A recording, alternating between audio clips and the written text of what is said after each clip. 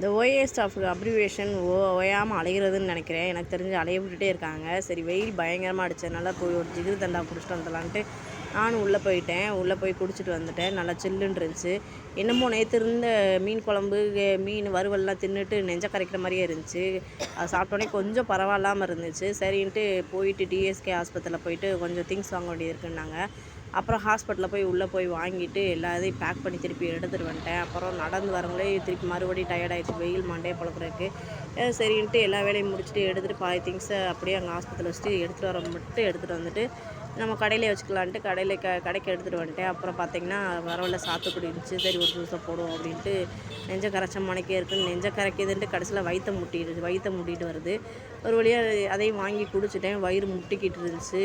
இதுக்குதே பழசெல்லாம் நிறையா சாப்பிடக்கூடாது, அதிகமாக இருக்குன்றக்காண்டி வேஸ்ட்டாக போயிடக்கூடாதுன்றக்காண்டி விடவும் முடியலை.